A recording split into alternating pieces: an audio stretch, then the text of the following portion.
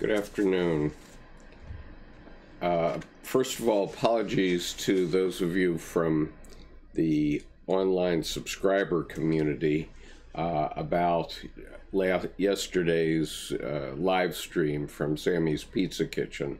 Unfortunately, our Wi-Fi connection there is not good, and so we did lose service a couple of times, and part of the video froze. Now, in the future, if that happens, I'll just let it continue to run because you'll still be able to hear us.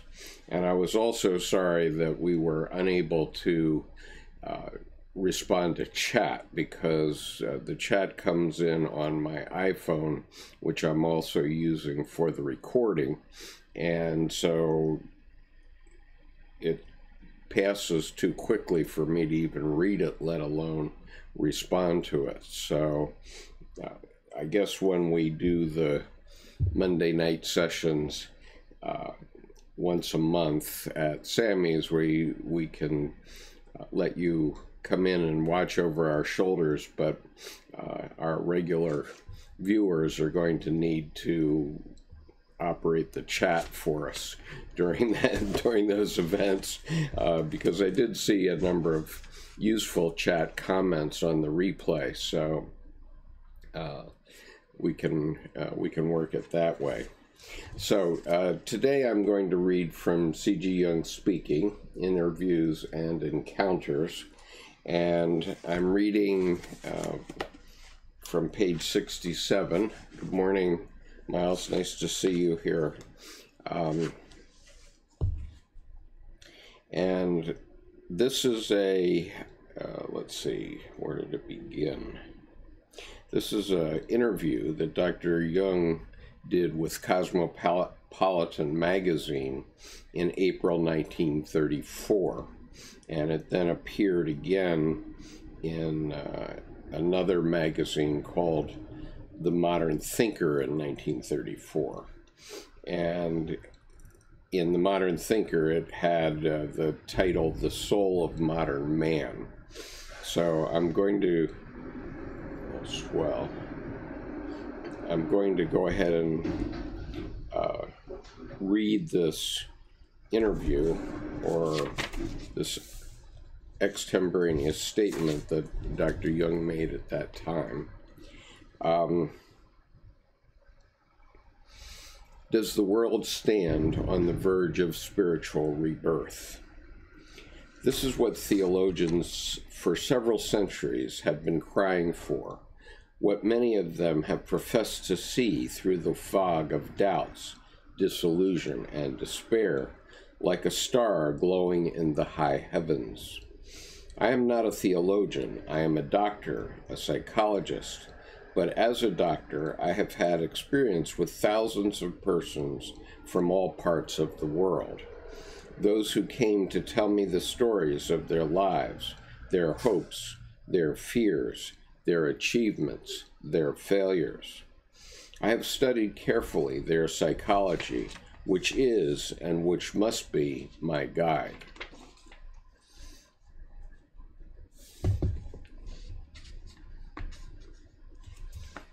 I'm reading today from C.G. Jung Speaking, Interviews and Encounters, from an essay entitled, Does the World Stand on the Verge of Spiritual Rebirth? Page 68. Out of my experience with those thousands of patients, I've become convinced that the psychological problem of today is a spiritual problem, a religious problem. Man today hungers and thirsts for a safe relationship to the psychic forces within himself. His consciousness, recoiling from the difficulties of the modern world, lacks a relationship to safe spiritual conditions. This makes him neurotic, ill, frightened. Science has told him that there is no God, and that matter is all there is. That has deprived humanity of its blossom, its feeling of well-being and of safety in a safe world. As modern man is driven back upon himself by doubt and fear, he looks inward to his own psychic life. He looks inward to his own psychic life to give him something of which his outer life has deprived him. In view of the present widespread interest in all sorts of psychic phenomena, an interest such as the world has not experienced since the last half of the 17th century, it does not seem beyond the range of possibility to believe that we stand on the threshold of a new spiritual epoch, and that from the depths of man's own psyche. And that from the depths of man's own psychic life, new spiritual forms will be born. Look at the world about us, and what do we see? The disintegration of many religions. It is generally admitted that the churches are not holding the people as they did, particularly educated people, who do not feel any longer that they are redeemed by a system of theology.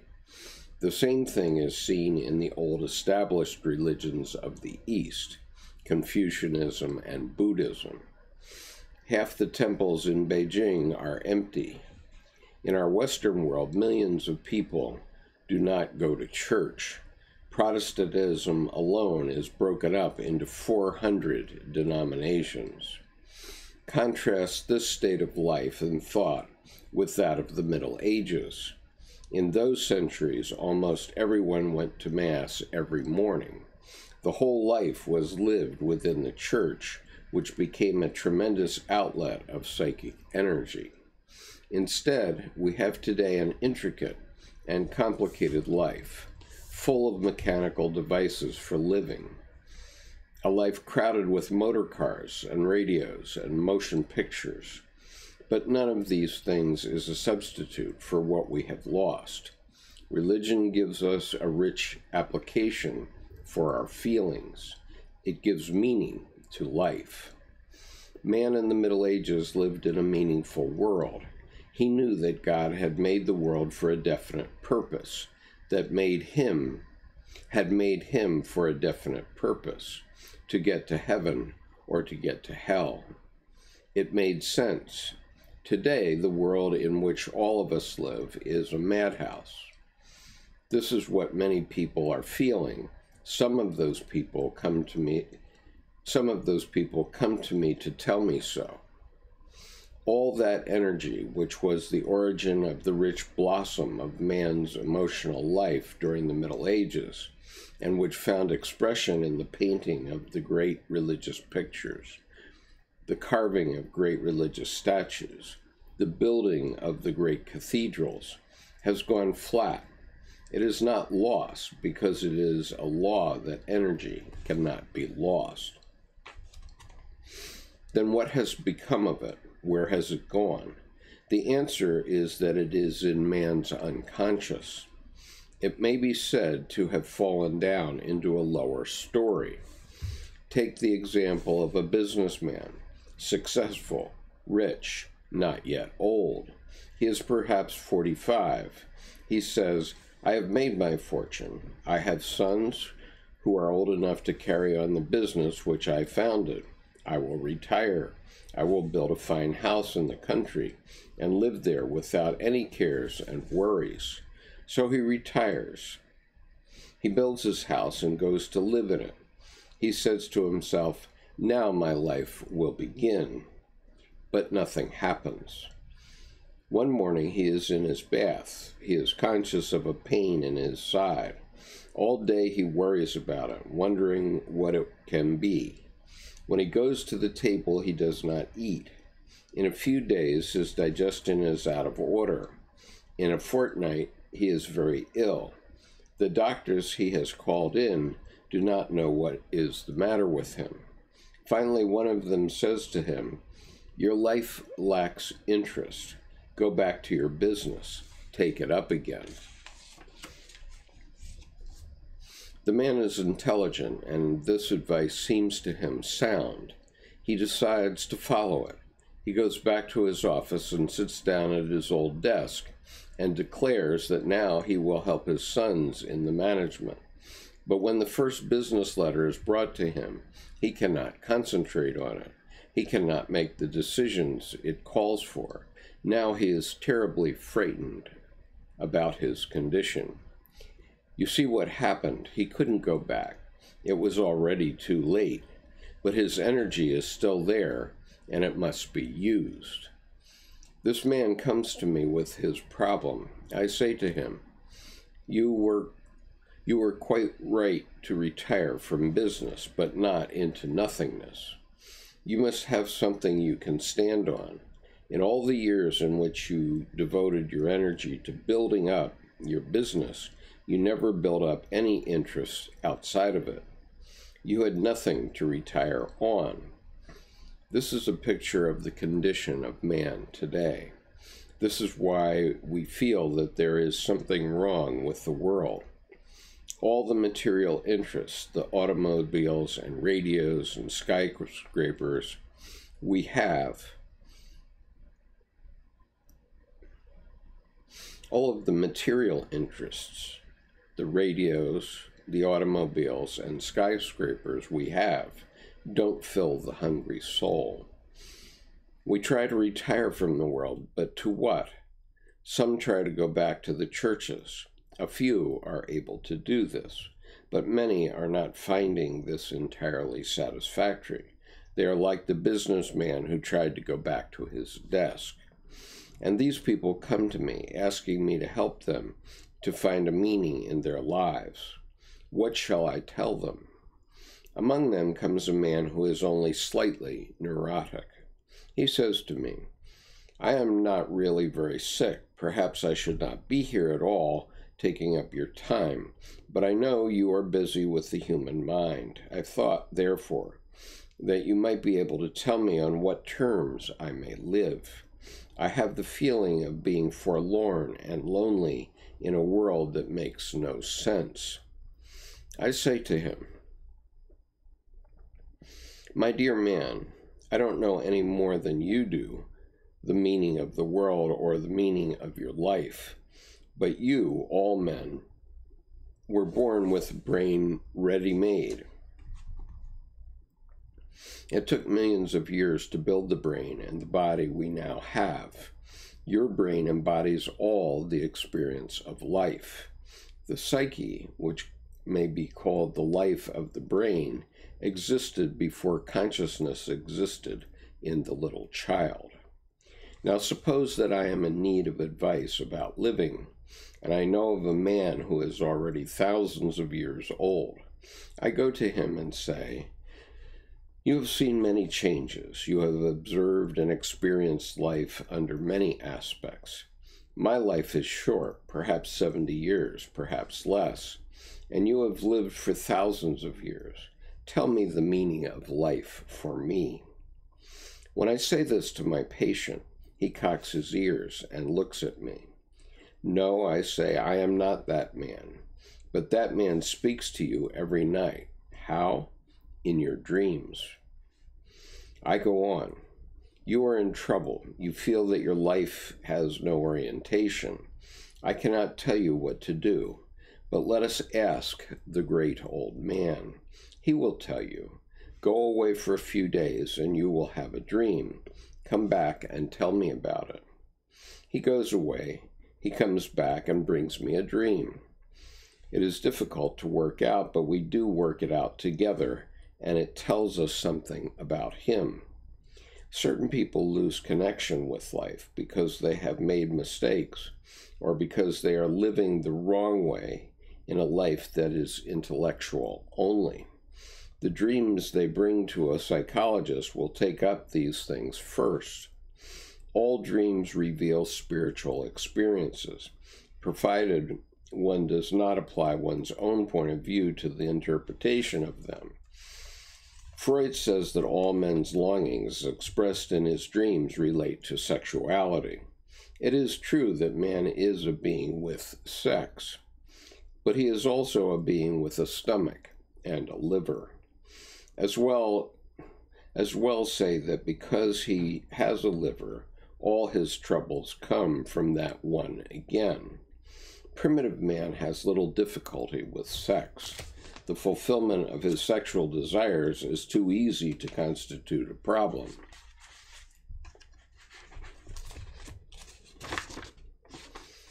What concerns primitive man, and I have lived among primitives and Freud has not, is his food, where he is to get it and enough of it.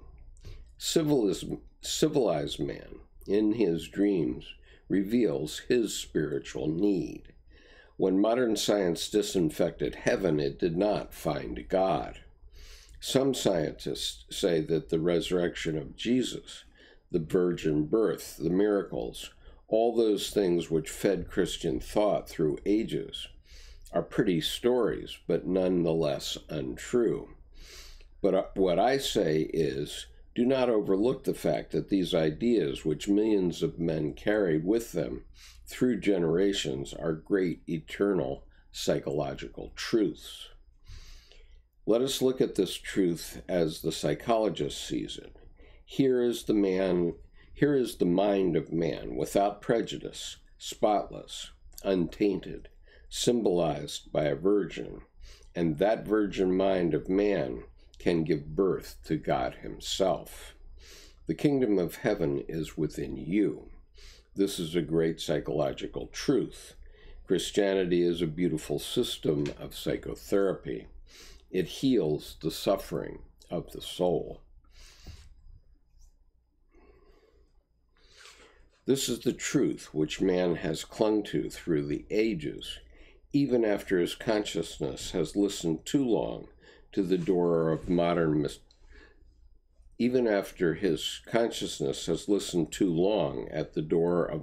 materialistic science, he clings to it in his unconscious. The old symbols are good today. They fit our minds as well as they fitted the minds that conceived them. Deep in the unconscious of each one of us are all the attempts of that great old man to express his spiritual experiences. Suppose I ask you to stay in my house. I tell you that it is well built. Comfortable, that our life is pleasant, that you will have good food. You can swim in the lake and walk in the garden. With these beliefs in your mind, you decide to come, and you enjoy your stay. But suppose, when I ask you, I say to you, this house is unsafe. The foundations are not secure. We have many earthquakes in this region. Besides all that, we have had illness here. Someone recently died of tuberculosis in this room. Under these conditions, and with these ideas in mind, do you enjoy your stay in the house? That medieval man we have talked of had a beautiful relationship with God. He lived in a safe world, or one that he believed to be safe. God looked out for everyone in it. He rewarded the good and punished the bad. There was the church where the man could always get forgiveness and grace. He had only to walk there to receive it. His prayers were heard. He was spiritually taken care of. But what is modern man told? Science has told him that there is no one taking care of him, and so he is full of fear.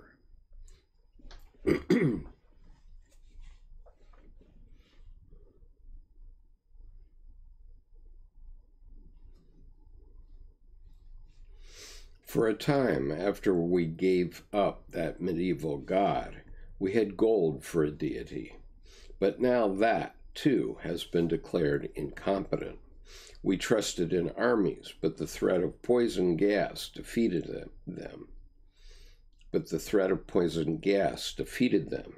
Already people talk about the next war. In Berlin, they have built dugouts under the streets for retreat from poison gas attacks. If they go on talking in this way, thinking this way, the next war will explode of itself. Dr. Jung was writing this in 1934, so obviously there was much worry about a new war coming. Hello, Michelle. Welcome. And Miles says, not too long ago I was thinking how I would spend retirement skiing. Now I realize I would not enjoy it because all the time sitting on the ski lift I would be thinking to be elsewhere. Yes, very likely. You know, that be careful of what you wish for.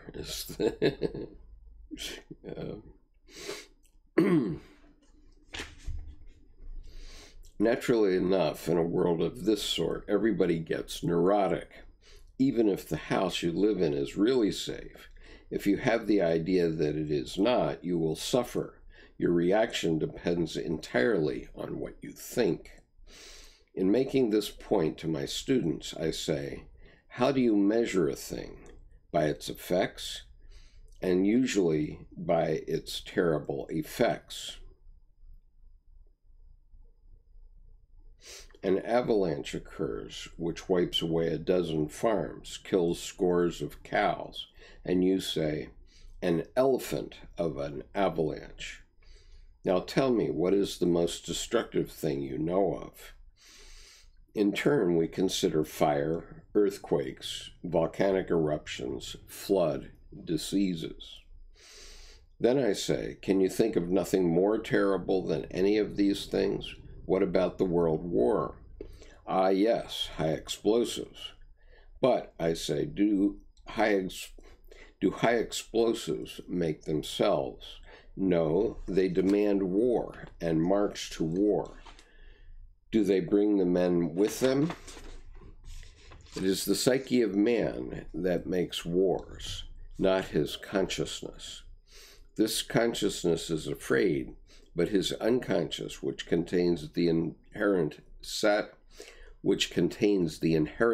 savagery, as well as the spiritual strivings of the race, says to him, now it is time to make war. Now is the time to kill and destroy. He does it. The same tremendous danger that man has to face is the power of his ideas. No cosmic power on Earth ever destroyed 10 million men in 4 years, but man's psyche did it, and it can do it again. I'm afraid of one thing only, the thoughts of people. I have means of defense against thugs.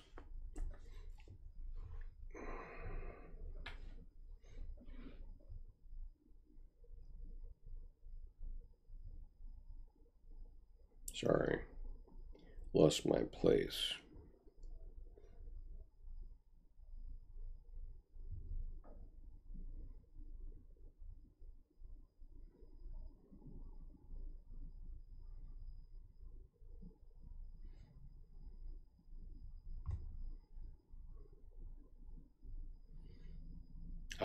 Now I see.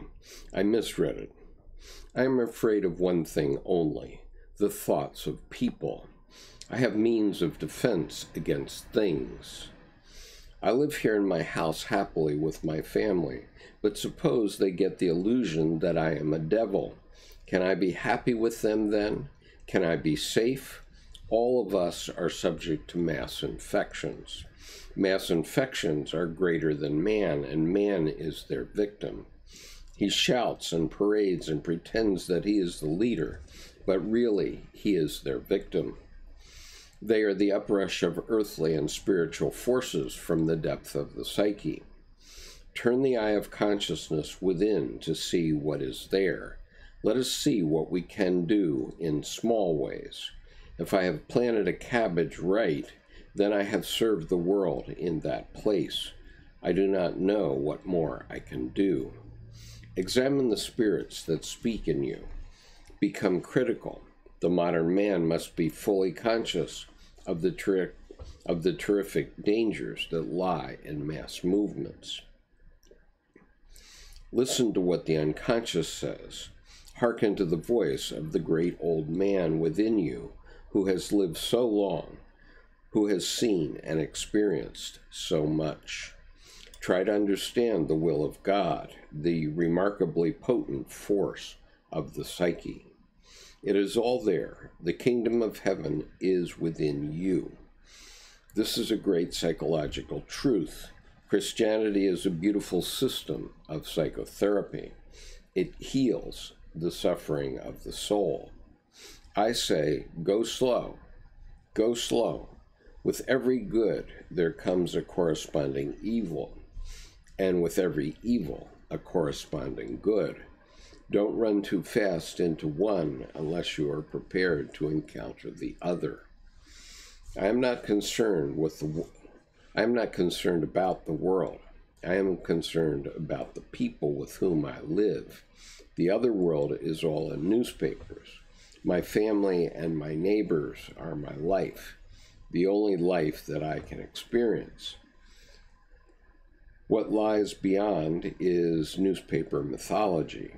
It is not of vast importance that I make a career or achieve great things for myself.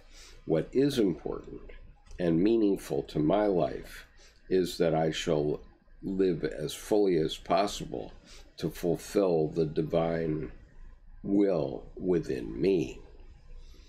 This task gives me so much to do that I have no time for any other.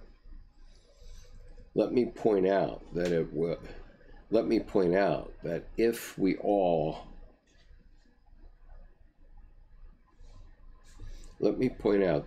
were all to live in that way, we would need no armies, no police, no diplomacy, no politics, no banks. We would have a meaningful life and not what we have now. What nature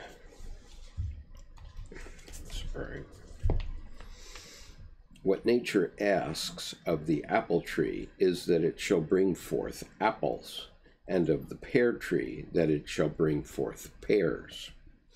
Nature wants to be simply man, but a man conscious of what I am and of what I am doing. God seeks consciousness in man. This is the truth of the birth and resurrection of Christ within. As more and more thinking men come to it, this is the spiritual rebirth of the world. Christ the Logos, that is to say, the mind of understanding, shining into the darkness. Christ was a new truth about man. Mankind has no existence. I exist, you exist, but mankind is only a word. Be what God means you to be. Don't worry about mankind. In worrying about mankind, which does not exist, you are avoiding looking at what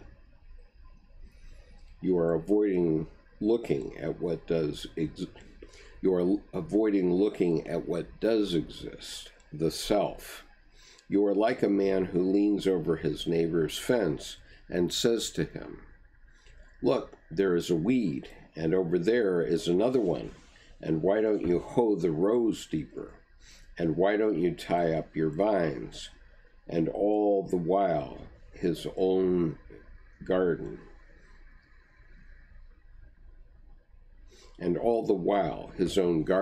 behind him is full of weeds. Okay, so that's the reading. And I think the point is fairly clear. Let me see what else has been said here.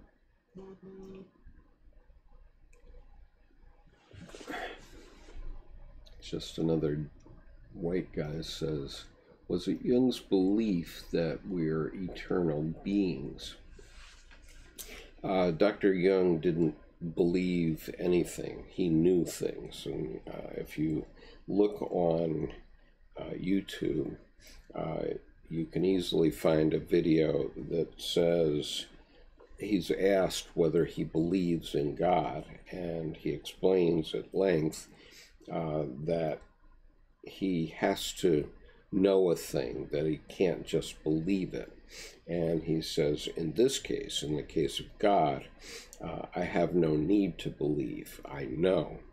And hearing that comment from him was an epiphany for me, because I immediately said, I too know. Now, what is it that we both know? And I've been spending a couple of decades now working that out. And so Dr. Jung didn't opine on the metaphysical God or eternal beings. What he opined about were things that he could prove empirically in the psyche. And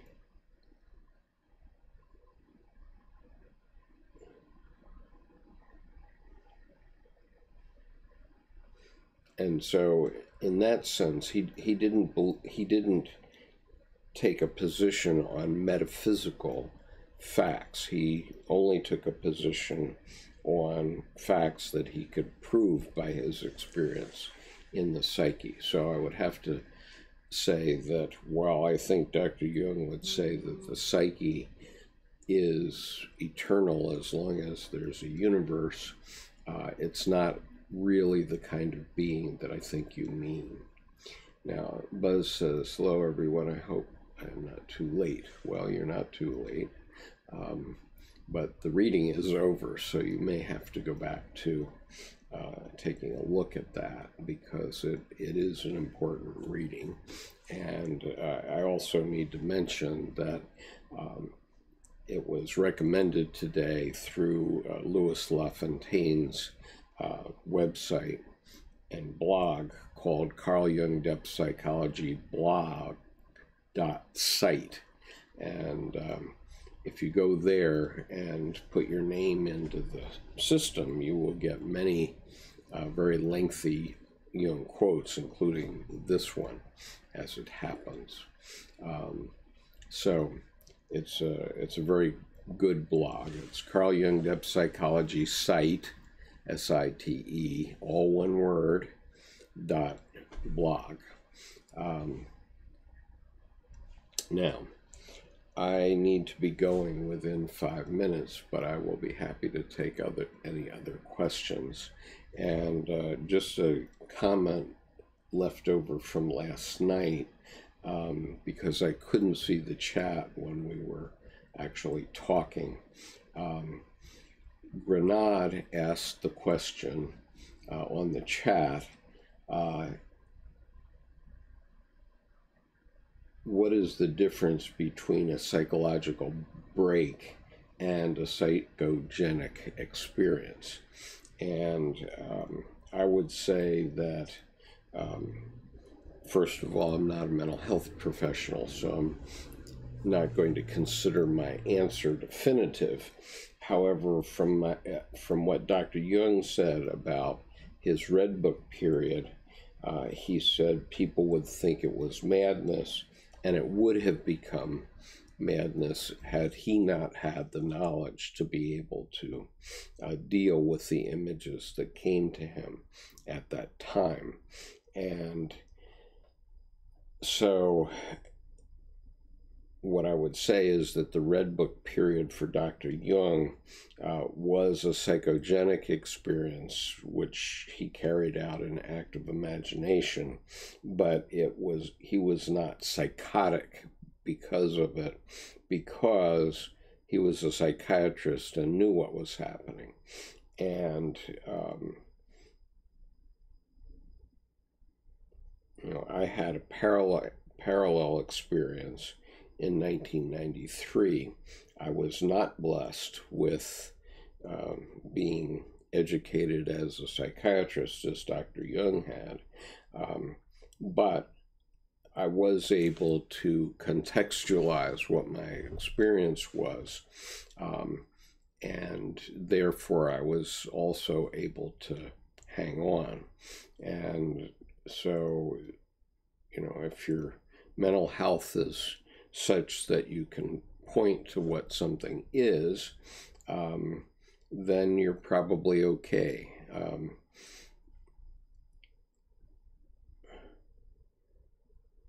So I think it's a matter of degree, really. I guess it's a matter of degree, in my opinion, in answer to Grenad's question from last night.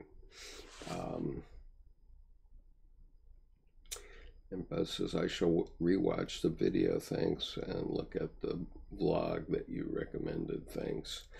Yeah, there's a lot of good quotes on Louis LaFontaine's blog. And so I must excuse myself.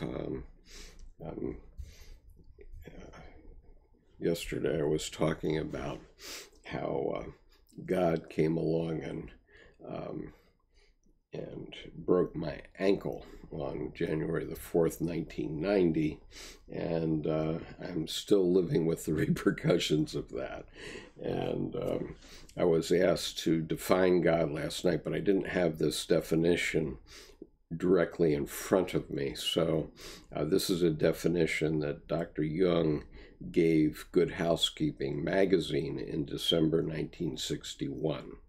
And here's his definition of God, which I can subscribe to, which is, God is the name by which I designate all things which cross my willful path, violently and recklessly, all things which upset my subjective views, plans, and intentions, and change the course of my life for better or worse. So that's Dr. Jung's definition. I subscribe to it. So I therefore say that the accident which broke my leg in 1990 was an act of God. And that's how I would define it. You know, obviously, if it's part of your life and everything is hunky-dory and you've got everything planned down to the nines and you've got everything dogged down, you know, it's like putting something on your car top carrier. You know, if you got everything tied down real tight, then you're probably not going to have an act of God. But if you cut corners and don't really tie the knots tightly, good chance you'll be driving down the highway and something will fly off the top of your car. And so that would be an act of God. Buzz says, that's a synchronicity, for I broke something in my ankle and it changed the direction of what I sought to learn. Yeah, it'll do that. So anyway, I need to go to my physical therapy appointment because after 28 years of suffering with my ankle, in February I had it replaced, and so I'm still working with the replacement at this point. And so anyway, good to talk with you again. For those who joined late, I want to apologize for how poorly the video came across last night at the group meeting at Sammy's. I will see if I can obtain some better equipment, because I think that was partially a function of my rather old iPhone. So I may have to break down and get my new iPhone here between now and February 4th, when our next group meeting will be at Sammy's. But next Monday night, we are going to start to talk about psychology and alchemy. And this is the reason why I did readings the last 10 days or so from the first 43 paragraphs of Psychology and Alchemy, which is volume 12 of the collected works. You can find it in the Dropbox. And if you're not a member of our Dropbox, please write to me at skip.conover@gmail.com and I will add you. I need your regular email address, though, not a email address through Facebook or something like that.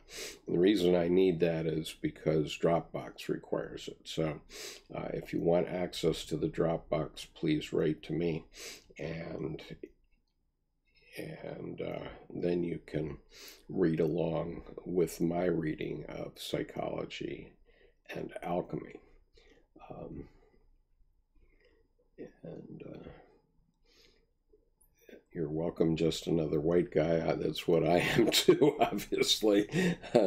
And Buzz says, I hope all goes well, and I hope you get better mobility through physio and exercise. Best wishes for England. Thank you. My mobility is pretty good. I in the last 18 months, I've had both a knee and an ankle replaced.